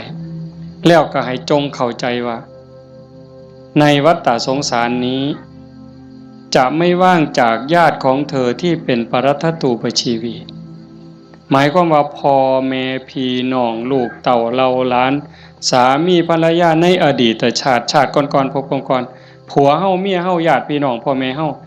ที่ไปเกิดเป็นปรัตถตูปชีวียังมีอยู่เพราะว่าพ่อแม่เฮาบ่แม่นผู้นี้ชาตินี้อย่างเดียวจังซั่นโยมเฮ็ดบุญมื้อนี้ส่งไปฮอดพ่อแม่ในอดีตสามีพี่น้องลูกเต่าเราหลานในอดีตพร้อมแต่มื้อนี้ปรารภโยมพ่อใหญ่ทองมาแม่ใหญ่ที่พ่อใหญ่ทองแดงนี่ก็เสียชีวิตไปแล้วคือกันเนาะแล้วก็แม่ใหญ่ทองใบผู้ไว้ชนหมายความว่าลูกหลานเฮ็ดบุญหาเนาะอาตมาเห็นในนี่ก็ว่ามันเป็นเจ้าภาพก็ต้องขออภัยก็บ่ผิดเพิ่นก็ฮู้จักและเข้าใจแล้วล่ะถือว่าญาติโยมเฮ็ดถูกเฮ็ดแม่นเด้อาตมาก็บ่ให้จบเพียงส่ำนี้ผู้ไปทำมาหากินกรุงเทพกรุงไทยแม่นเฮาบ่ได้ใส่บาตรบ่ได้ทำบุญก่อนหลับก่อนนอนไหว้พระนั่งสมาธิเด้อแม่นบ่ไปกรุงเทพจักคนนี่แม่นบ่เบิ่งท่าทางมาแต่กรุงเทพแน่ๆผู้อยู่บ้านใส่บาตรคันมื้อใดมันยากก็ใส่บาตรหน้าเฮือนคันมื้อใดมันพอไปได้ก็ไปจังหันจังซี่นะก่อนหลับก่อนนอนก็ไหว้พระกราบพระก่อนหลับก่อนนอนเว้าจากันดีๆเด้เว้าจาดีๆอยู่ในบ้านในเฮือนนี่มันเป็นสิริมงคลเทวดาเฝ้าบ้านเฝ้าเมืองเฝ้าเฮือนเฝ้าซ่านเฝ้าที่เฝ้าทางเฮาเอิ้นว่าภูมิบ้านภูมิเฮือนเพิ่นได้ยินเฮาเว้ากันดีๆเว้ากันม่วนๆเทวดาก็ดีใจอาจสิเป็นพ่อเฮาปู่เฮาย่าเฮาแต่อดีตก็ได้เห็นเฮาเว้าดีจากันดีเพิ่นก็อยากได้บุญนำเป็นจังได๋รักษาบ้านรักษาเฮือนเฮ็ดหน้าบ่พอใดก็ได้มื้อนี้มีโยมผู้หนึ่งโทรศัพท์มาคุยกับอาตมาโอ้ยหลวงพ่อเพิ่นว่าโยมก็งึดอยู่เฮ็ดหน้าหว่านเข้าลงไปแรกๆเขากำลังงอกบ่ทันได้พอคืบจ่อยน้ำท่วมบ้านแรกๆน้ำท่วมบัดน้ำบกไปก็แล้งบัดแห้งใหม่พร้อมจักสิตายสิยังบัดฝนมาใหม่ก็บ่ค่อยได้ไปเบิ่งบัดไปเห็นบัดนี้ใบก็บ่เห็นมีแต่ห่วงเพิ่นว่าโอ้ยอันนี้จังแม่นบุญบอกกับผัวจังแม่นบุญเนาะเฒ่าเนาะเพราะว่าเพิ่นก็เฮ็ดแต่บุญนี่ลินี่จังแม่นบุญอีหลีลูกก็ฮู้จักความผัวก็ฮู้จักความกว่าเทวดาพุ่นเพิ่นว่าอันนี้คือบุญเด้จังว่าเห็นพี่เห็นน้องลูกเต้าเราหลานเด็กเล็กเด็กน้อยเอ้าไปเหี่ยวจักเถื่อแล้วมันหลบมานั่งอยู่คือเก่านี่เฮาแล่นออกไปจักเถื่อมันหลบมานั่งคือเก่านี่คันบุญบ่หลายมันนอนปะง่องส่วนได้หนีไปนอนแล้วไปเบิ่งโทรทัศน์แล้วนี่คือบุญหลายเด้อพากันเลี้ยงลูกเอาศีลเอาธรรมเลี้ยงฝากโยมจักหน่อยยากก็อดเอาลำบากก็อดเอาอดเว้าดีอดคิดดีอดทำดีกับพี่กับน้องกับบ้านกับเมืองไปอยู่ไสก็อย่าสร้างปัญหาการเฮาเป็นคนมีศีลมีธรรมอดกั้นจักหน่อยความรักความเมตตาก็เกิดแผ่เมตตาดูๆเด้หวังว่าในใจนี่ตั้งความรู้สึกในใจว่าทุกคนคือพี่คือน้องแล้วก็แม่นอีหลีซ้ำอย่างเว้าแต่ตอนต้นพระพุทธเจ้าเว้าซ้ำได้ว่าในวัฏฏะสงสารนี้ไม่มีใครเลยที่ไม่เคยเป็นพ่อเป็นแม่เป็นพี่เป็นน้องเป็นญาติร่วมสายโลหิตเป็นสามีภรรยากันมาก่อนทุกคนนั่งอยู่นี่แม่นหมดจังซั่นสิเครียดให้กันเฮ็ดหยังสิสร้างกันเฮ็ดหยังเอารัดเอาเปรียบกันเฮ็ดหยัง อีกบ่โดน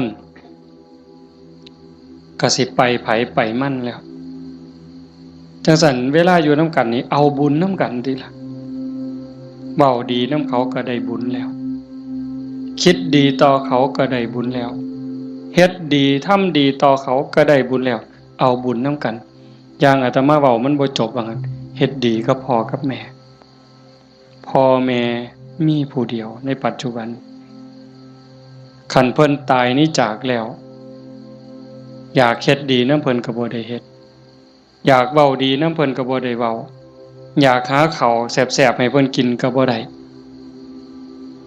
จังสั่นอยากให้เพิ่นกินหยังก็ให้เพิ่นกินซะอย่าจะไปจุดเทียนซะก่อนจังเอิ้นกินเด้บ่ได้กินเด้นั่นอยากเว้าดีๆนำเพิ่นก็เว้าตอนเพิ่นได้ยินอย่าจะจุดธูปเพิ่นอีแม่เอ้ยฟังเทศน์เด้อพี่บ้าแนวนั้นบ่ทันคิดว่าเพิ่นเสร็จขี้เฮาจักเทื่อจำบ่ได้มื้อนี้ถามโยมว่าผู้ใดท่านเสร็จขี้ให้พ่อให้แม่เนี่ยแล้วเพิ่นอาบน้ำเสร็จเนื้อเสร็จตัวให้เฮาจักเทื่อถามโยมว่าเสร็จให้เพิ่นจักเทื่อแล้วคือกันป้อนข้าวป้อนน้ำเพิ่นป้อนเฮาจักเทื่อเหยียดขาซอยลอยเอาลูกเหยียดขาไปนำแม่ลูกนี่ขาแข็งนี่เนาะตีนอยู่กับตีนแม่แต่ว่าหัวหนุนเข่าย่ำเข่าปนกับกล้วยมกใบตองเหย้าจำได้อยู่บ่โยมหางสอนต่อยปั๊บใส่ปากต่อย4เทื่อ5เทื่อก็บ่ทันหมดอันน้อยๆนะหมดข้าวมกหมดเอามือจุ่มน้ำหยดป๊อกป้อนบ่ทันแล้วขี่พวดใส่ขาเครียดก็บ่เครียดจมก็บ่จมเซ้ยเห็นบ่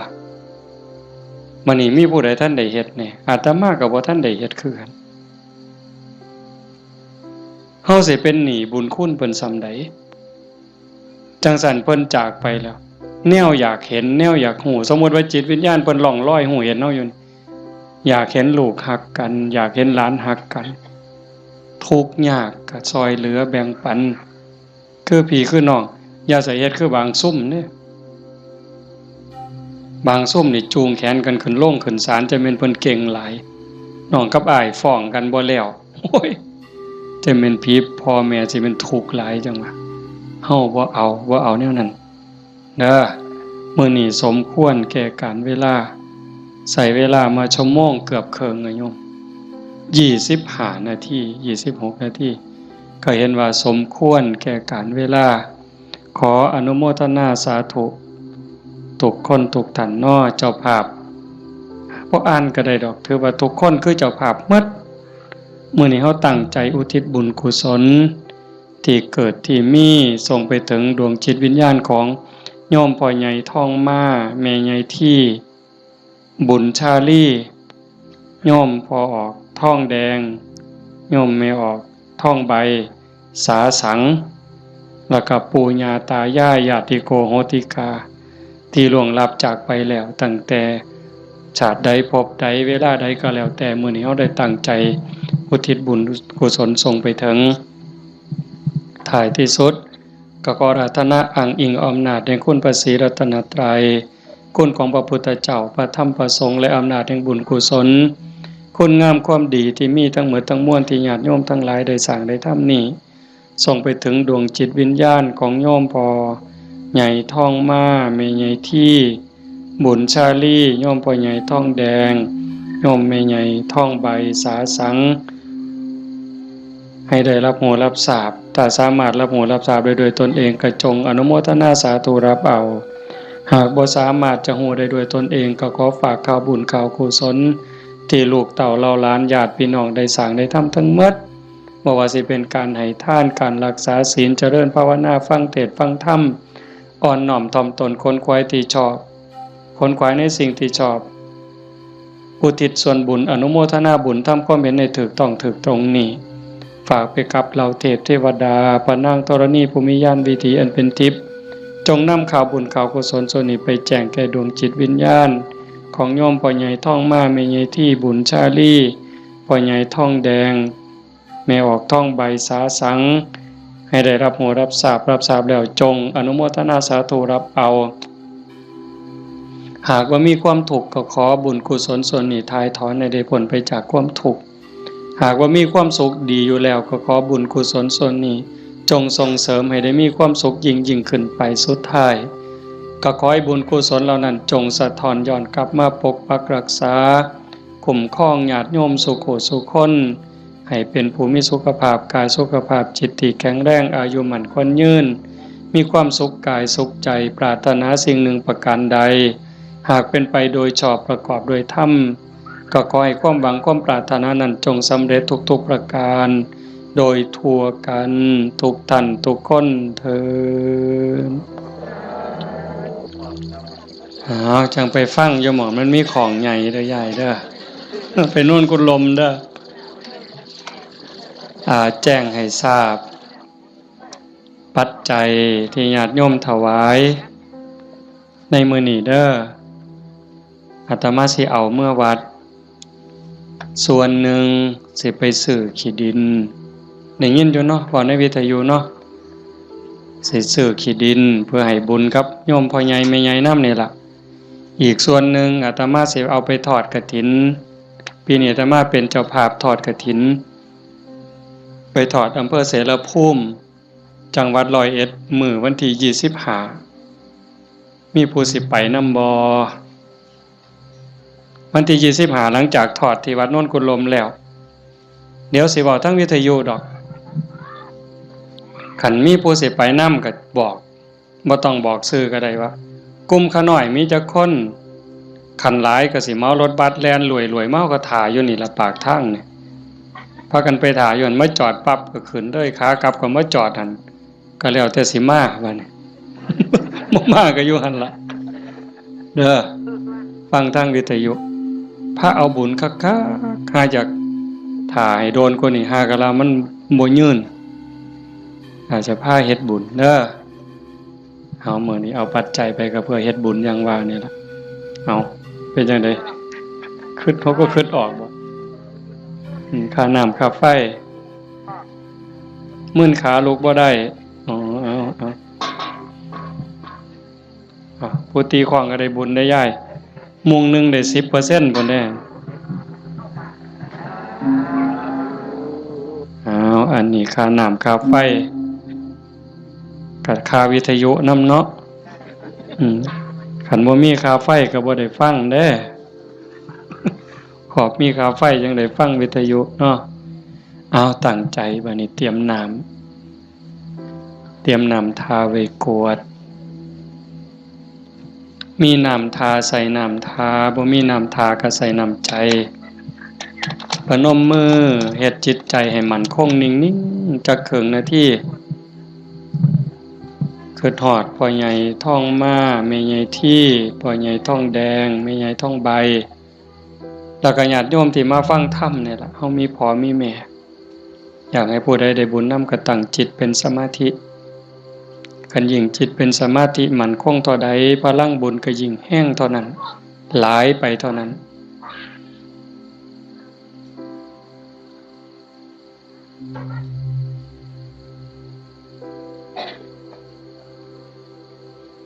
ยะถาวาริวหาปุราปาริปุเรนติสาคารังเอวะเมวะอิโตทินังเปตานังอุปกัปปติ